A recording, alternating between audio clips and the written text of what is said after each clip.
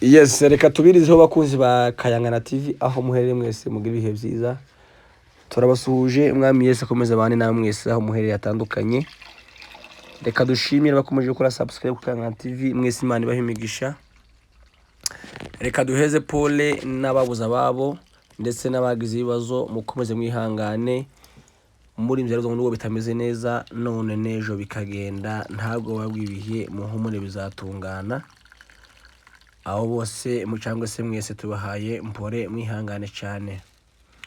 Hanyuma mu by'ukuri abadushigikiye umugoroba n'igitondo Imana ibahe imigisha muri abantu beza cyane, ndetse n'abatarayikora subscribe ugende muyikore kuri Kayangana TV muzaba mukoze akazi keza kadasanzwe.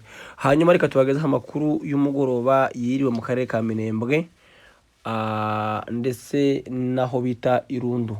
Amakuru y'umugoroba aravuga ko mu kirere ca Minembwe hiriwe drone zizunguruka, n'ubundi ni muri wa mugambi wo gukomeza kwica abantu ndetse zikomeza no kubombarda cyangwa se gutera ibisasu mu baturage no mu matungo yabo baba bafite aho mu karere ka Minembwe.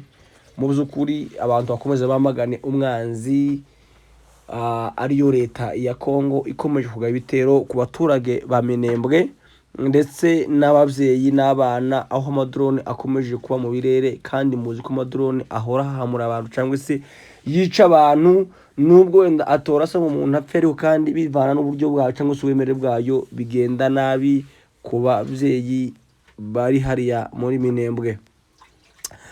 Amakuru yabereye Irundu, amakuru y'akababaro yabaye uyu munsi, naho umukecuru yari mu nzu, abarundi bamusanga mu nzu bashikiye umurasira mu nzu, umukecuru mu myaka 80 cyangwa se 70 n'imisago, kuko mubona ku mashusho mubona ko ari umukecuru ukuze. Mu by'ukuri ni inkuru y'akababaro ibabaje. Reka duheze pole umuryango, abuzukuru ndetse umuryango wose w'abanyamurenge aho bari hatandukanye. Mwihangane kandi mukomere, hari impfu zimwe ziza zitera akababaro kababaje ndetse gatangaje. Ni ukuvuga ngo habaye umunsi w'igicamunsi, abarundi cyangwa se FARDC kuko bari kumwe n'abarundi ndetse n'abari abandi bose bazamutse kurasa ubwoko bw'abanyamurenge bashira musanga mu nzu. Ntagwa amaje ibintu byinshi, habaye kumurasa ahita acikana arapfa. None namwe mwibaze nk'umukecuru ungana gutya urasirwa mu nzu n'abantu batarabanye igihugu nk'abarundi bavuye Burundi, bakemeye bakaza kurasira umukecuru uri Irundu mu Minembwe mu rugo iwacu cyangwa se wabo umukecuru, bakaza bakamwicira mu mazu cyangwa se mu nzu mu wiwe. Mu by'ukuri ni inkuru ibabaje kandi birababaje, gupfa aho ndaho utazopfa n'abandi bakomeje gupfa, ariko nk'urupfu umukecuru apfuye ni ibintu bibabaje cyane kandi bitangaje. Reka dukomeze twamagane Uburundi aho bukomeje gukora genocide kugeza no ku bakecuru pangana gutya, kubasanga mu nzu bakabica impfu zibabaje zimeze gutya. Mu by'ukuri birababaje.